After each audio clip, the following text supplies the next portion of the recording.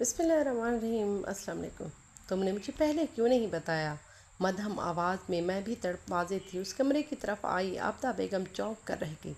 میری پریشانی کا تو خیال تھا مگر میری تکلیف کا نہیں، جو اب یہ سب سن کر ہو رہی ہے، اس نے نرم لہجے میں کہا، اور میں غور سے دوسری طرف کی بات سننے لگی۔ یہ دیکھ علی اب کے ابا جانے کے بعد میں امی کی طرف سے بہت فکر مند رہتی ہوں۔ انہوں نے ابا کی جدائی کا روگ دل کو لگا لیا۔ نتیجہ تمہارے سامنے ہے، کہتے ہوئے وہ رو پڑی۔ ایک تو اس کے میکے والے جان نہیں چھوڑتے، کوئی بھی مسئلہ ہو، کوئی بھی کب سے چائے کا انتظار کر رہی ہوں، مگر یہاں محترم کا فون پہ بات کرنے کی فرصت نہیں۔ آبدہ بیگم نے جیسے ہی اس کے منہ سے علی کا نام سنا تو تلملا گئیں، کیونکہ عالیہ کے غریب بھائی سے وہ اچھی طرح واقف تھیں۔ عالیہ کہاں ہو؟ کب اب سے آوازیں دے رہی ہوں؟ انہوں نے اونچی آواز میں پکارا تو اس نے گھبرا کر خدا حافظ کہتے ہوئے فون بند کیا اور اپنی آنکھیں صاف کر کے تیزی سے کمرے سے باہر نکل گئی۔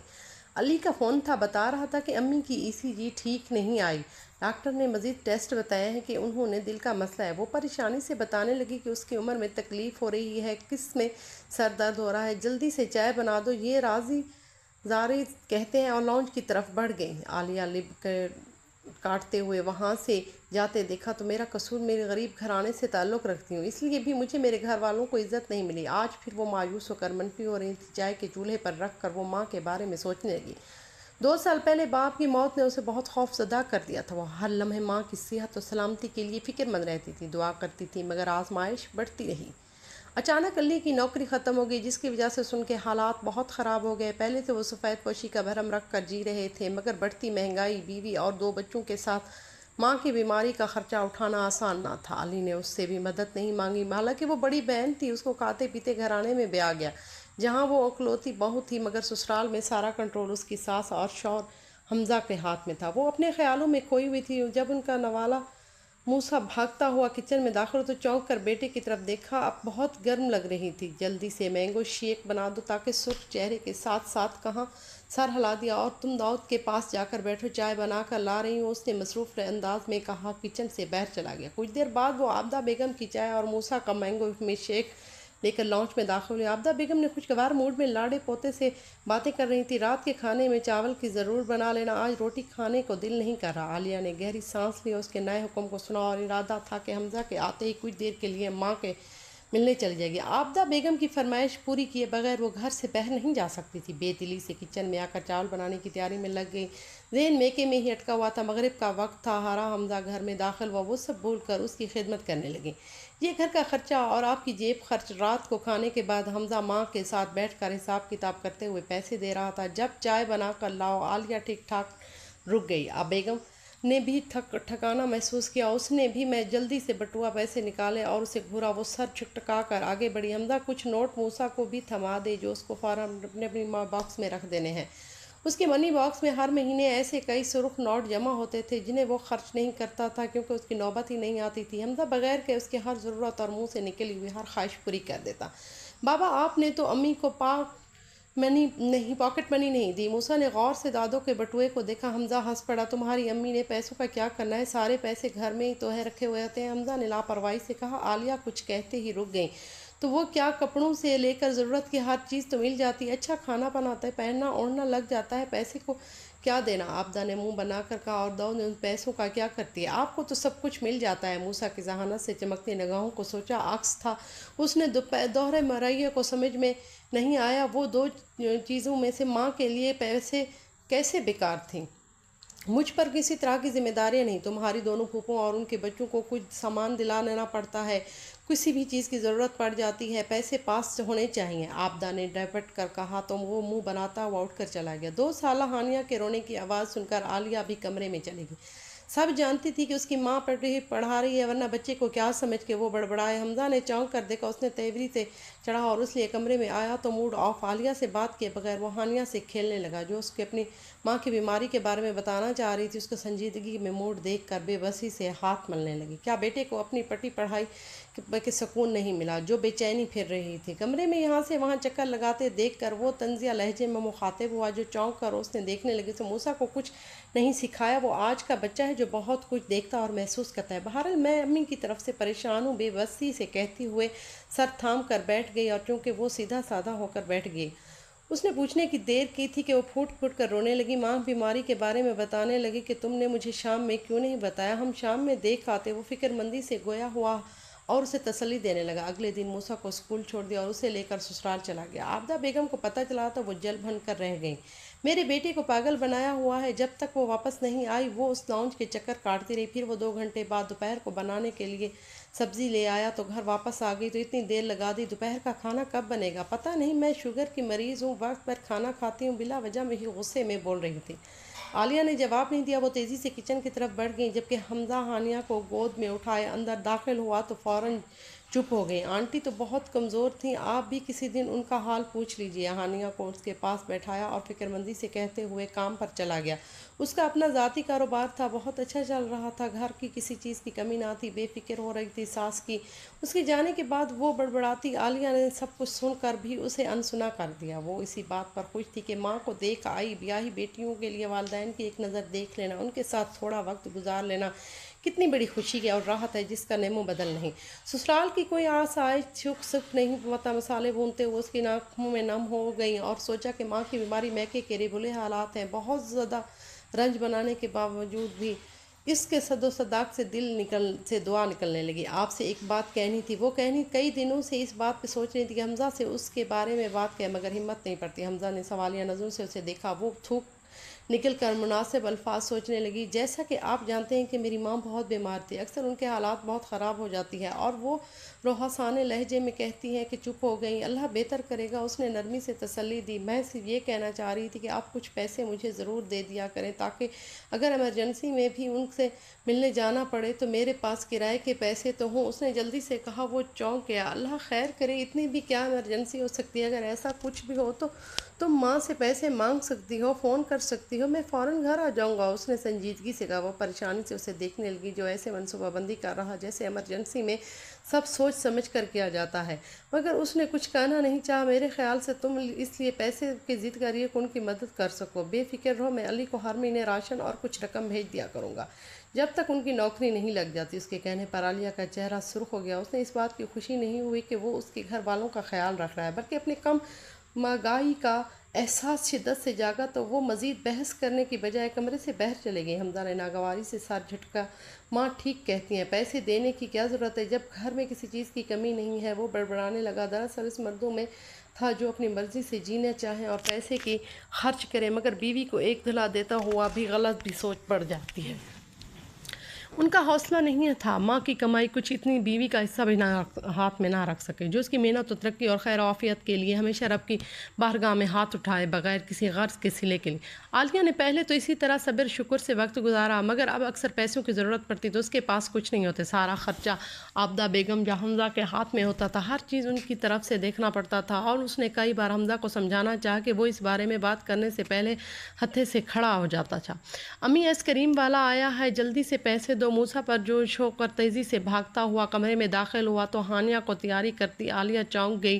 میرے پاس پیسے نہیں ہیں، دادو سے پوچھ لو۔ اس نے سنجیدگی سے کہا۔ اوف، آئس کریم کون سی مہنگی ہوتی ہے، آپ کے پاس تھوڑے سے بھی پیسے نہیں؟ اس نے حیرانی سے سوال کیا تو وہ نفی میں سر ہلا کر رخ پھیر گئیں۔ دادو تو واش روم میں ہے، آئس کریم والا چلا جائے گا۔ میں نے مایوسی سے سر جھکا اور اپنے منی باکس سے پیسے نکال لو، وہ کس کے لیے جمع کر رہے ہو؟ نرمی سے کہا تو وہ چونکا۔ ہاں، یہ تو میں نے سوچا ہی نہیں۔ وہ خوشی سے واپس چلا گیا۔ عالیہ سر چٹک کر ہانیہ کی طرف متوجہ ہوئی۔ شام کو موسیٰ ہر بات باپ کو بتانے لگا، جیسے سن کر عابدہ بیگم غصے میں آ گئی۔ سب سمجھتی تھیں بچے کو الٹی سیدھی باتیں سکھا کر کیا ثابت کرنا چاہ رہی ہو؟ تمہارے ساتھ سسرال میں بہت ظلم ہو رہا ہے، تمہیں پیسے نہیں دیتے تو تم ہر چیز کے لیے ترستی ہو، حد ہوتی ہے۔ کب سے یہ سب دیکھ رہی ہوں۔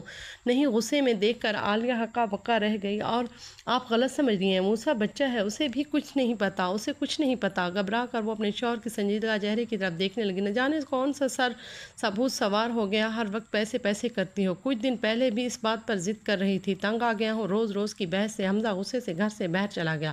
عابدہ بیگم منہ بنا کر اپنے کمرے میں چلے گئیں اور وہ بے جان وجود کے ساتھ زمین پر بیٹھ کر رونے لگیں۔ موسیٰ روتی ہوئی ماں کو دیکھ کر بہت دکھی تھا۔ وہ ماں کے پاس آیا اور اپنے ہاتھ سے کانپتے ہوئے ہاتھوں سے رکھ دیا کہ عالیہ نے چونک کر جھکایا ہوا سر اٹھایا اور امی اب مت روئے، میں بڑا ہو کر آپ کو بہت سارے پیسے دوں گا، بیوی کو نہیں دوں گا۔ اس نے اپنی معصومیت سے کہا تو ہنس پڑی۔ یعنی آپ اپنے باپ جیسے بنو گے؟ ماں کا خیال تو ہوگا بیوی کا نہیں۔ اس کے سوال پر وہ سوچ میں پڑ گیا۔ اللہ نے خود کو سنبھالا تاکہ بچے کو سمجھ سکے۔ وہ نہیں چاہتی کہ اس کی زندگی میں کوئی بھی تلخی بچوں کے ذہن پر اثر ڈالے۔ وہ نرم لہجے میں اسے سمجھانے لگیں۔ کچھ دیر میں نارمل ہو گئی اور کھیلنے لگا۔ وہ گہری سانس لے کر اپنے ٹوٹے ہوئے وجود کے ساتھ دوسری زندگی میں بھاگ دوڑ کی طرف تیار ہو گئی، کیونکہ وہ صرف ایک بیٹی نہیں، 2 معصوم بچوں کی ماں بھی تھی جن کی وجہ سے وہ میدان چھوڑ کر نہیں جا سکتی تھی۔ عابدہ بیگم نے کئی دنوں سے دیکھ رہی تھی کہ وہ بہت پریشان اور گمسم ہے۔ انہوں نے اکثر اسے فون پر علی سے باتیں کرتے روتے ہوئے دیکھا۔ تب ایک دن پتہ چلا کہ اس کی ماں کو ہارٹ اٹیک ہوا۔ حمزہ سے فوراً ہسپتال لے گئے۔ عالیہ کے لیے وہ دن بہت مشکل تھا۔ اس نے ماں کے ڈسچارج ہو کر گھر واپس آئی تو اس نے سکھ کا سانس لیا، مگر اب وہ اس کی اچھی صحت کے لیے فکر مند رہتی۔ علی کی جاب کو مل گئی۔ اس نے شکر ادا کیا کہ اب کچھ حالات بہتر ہو جائیں گے۔ عابدہ بیگم کو شک تھا کہ وہ گھر میں رکھے ہوئے پیسے یا راشن چوری کر کے میکے بھجواتی ہے۔ جب وہ چپ چاپ کر کے ان کی نظروں سے رکھتی تھیں تو تاکہ ان کی چوری کو پکڑ کر حمزے کو بتائے۔ کئی دن گزر گئے، بالآخر ان کی امید بھر آئی۔ انہوں نے عالیہ کو پیسے نکالتے ہوئے رنگے ہاتھوں پکڑ لیا۔ حمزہ موسیٰ کو اسکول چھوڑنے چلا گیا۔ عابدہ بہت دیر سے نوٹ کر رہی تھی کہ وہ بہت گھبرائی ہوئی ہے اور بار بار فون کی طرف دیکھ رہی ہے۔ ایسی کیفیت میں اس نے جلدی جلدی دوپہر کا کھانا تیار کیا اور ماسی سے کام کروایا۔ ماسی کے جاتے ہی اچانک فون بجنے لگا۔ اس نے بھاگ کر موبائل اٹھایا اور کان لگائے۔ یہ چھوٹا سا موبائل فون حمزہ نے تو گھر کے مختلف کاموں کے لیے اسے دے دیا ہوا تھا۔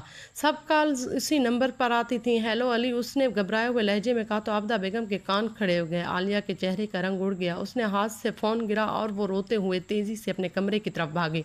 لگتا ہے بیچاری کی ماں گزر گئی۔ عابدہ بیگم کو پہلا خیال یہی آیا تھا۔ اس وقت وہ ہانیہ کو گود میں اٹھائے کمرے میں باہر نکلی۔ اچانک کچھ یاد آیا اور رک گئی۔ تیزی سے موسیٰ کے کمرے کی طرف بڑھی اور عابدہ بیگم سے اس کے پیچھے انہوں نے کمرے میں جھانکا تو اچھل پڑی۔ وہ موسیٰ کے منی باکس کو کھول کر جلد ہی میں پیسے نکال کر اپنے بیگ میں رکھ رہی تھی۔ شرم نہیں آتی بچے کے پیسے چوری کرتے ہوئے؟ وہ غصے سے بولتی کمرے میں داخل ہوئے۔ وہ چونک گئی۔ آپ غلط سمجھ رہی ہیں، مجھے کچھ پیسوں کی ضرورت تھی، اس لیے میں نے جلدی میں کچھ کہنا چاہا، مگر وہ غصے میں چلانے لگی۔ وہ انہوں بولتے دیکھ کر خاموشی سے کمرے سے باہر چلی گئی۔ ابھی بتاتی ہوں۔ حمزہ کو اتنی ہمت اس کی عالیہ کو بیرونی دروازے کی طرف بڑھتا ہوا دیکھ کر وہ غصے میں بھری فون کی طرف بڑھا اور حمزہ کو کال ملا کر فوراً گھر بلایا۔ کچھ دیر بعد پریشان اور گھبرایا حمزہ گھر آیا تو ماں کی زبانی ساری بات سن کر سکت رہ گیا اور مجھے تو کال کر کے بتا سکتی تھی، یہ فون اس لیے گھر میں چھوڑا تھا۔ اس نے حیرانی سے سوچا اور کچھ دیر پڑے فون کو دیکھا تو آنے دو، بس بہت ہو گیا، اب اچھی طرح سمجھا دینا چاہیے، یہاں رہنا ہے تو رہے ورنہ غصے میں کہنے لگا تو بے زبان جانور بن رہو۔ اچانک سرد لہجے میں بولتی ہوئی گھر میں داخل ہوئی۔ دونوں چونک گئے۔ کہاں گئی تھی تم مجھے بغیر بتایا؟ وہ آستین چڑھاتے غصے میں اب آگے بڑھا۔ اس لمحے نگاہ آہستہ آہستہ چلتی موسیٰ پر پڑی تھی جس پر سر پر پٹی باندھی ہوئی تھی۔ اپنے زخمی بیٹے کو لینے اس نے سخت لہجے میں کہا۔ وہ دونوں ساکت رہ گئے۔ ایک عورت اپنے ذات کے ہر دکھ کو ہنس کر برداشت کر لیتی ہے، مگر ایک ماں اپنی اولاد کی تکلیف کے سامنے کبھی کمزور نہیں پڑ سکتی۔ یہ اس کی ممتا کا رہا تھا۔ تنزیہ نگاہوں ان دونوں پر ڈالی۔ حمزہ نے آگے بڑھ کر موسیٰ کو سنبھالا اور کرسی پر بٹھایا۔ عابدہ بیگم نے اس کے پاس آ کر سوال کرنے لگی، بابا میں اسکول میں سیڑھی سے گر کر بے ہوش ہو گیا، مس نے میرے گھر فون کیا تو امی نے مجھے لینے آئی، میں کمزور لہجے میں بتایا کہ تم مجھے بتا سکتی تھی۔ حمزہ نے شکایت نگاہ پر ڈالی، مگر اس کی ماں نے کچھ سنے بغیر مجھے چوری کہہ کر چور شور مچا دیا، میرے پاس اتنا وقت نہیں تھا کہ تمہیں وضاحت دیتی۔ اس نے کھلے لہجے میں کہا، مجھے سمجھی اپنے بھائی سے بات کر رہی ہو۔ عابدہ نے مدھم لہجے میں یہ طنز مسکرائی، ہاں اس کے فون کا انتظار تھا، آج میری ماں کی رپورٹس آنی تھی اس لیے صبح سے بے چین تھی، جب اسکول سے فون آیا تو میں سمجھی علی کا ہے، اس نے نمبر دیکھے بغیر فون اٹھا کر اس کا نام لیا، مگر اس تفصیل بتائی تو وہ شرمندہ ہو گئی۔ آج اگر میرے بیٹے کو منی باکس نہ ہوتا تو اسے لینے کے لیے بھی نہیں جا سکتی تھی، اس لیے کئی بار کہا کہ گھر میں کوئی نہ کوئی ایمرجنسی ہو سکتی ہے، مگر آپ کو اعتبار ہی نہیں، اس نے افسوس سے کہا اور دونوں بچوں کو لے کر کمرے کی طرف بڑھ گئیں۔ اتنے سالوں میں حمزہ پہلی بار اس کے سامنے شرمندہ ہوا تھا۔ کئی دنوں کے بعد درمیان کام کے علاج کے لیے بات ہوئی تو وہ ناراض تھی، اس لیے کسی بات پر نہیں کر رہی تھی۔ عابدہ بیگم بھی کھسانی ہو کر ادھر ادھر مصروف رہیں۔ کچھ دنوں کے بعد بات ہے سب بھول بھال جائے گی اور وہ مطمئن تھی۔ کچھ دن بعد جب سچ میں ایسا ہوا، جب مہینے کے شروع ہوتے ہی حمزہ حسب معمول تنخواہ کے پیسے گھر لایا تو پہلے ماں کو اس کی جیب خرچ دیا، یہ پیسے صرف ان کی ذاتی خواہش کے تھے، باقی ہر خرچہ حمزہ پورا کرتا تھا۔ وہ ماں کے پیسوں کے لیے پریشان یا تنگ نہیں دیکھنا چاہتا تھا، اس کو ہر مہینے ایک بڑی رقم انہیں پاکٹ منی کے نام پر دیتا تاکہ وہ اپنی مرضی سے جو چیز دل کرے لے لے۔ عابدہ بیگم نے خوش ہو کر جلدی سے پیسے بٹوئے میں رکھ لیے۔ اب وہ منتظر تھی کہ حمزہ کے گھر کے خرچے کے پیسے بھی تھمائے تاکہ وہ انہیں سنبھال لے۔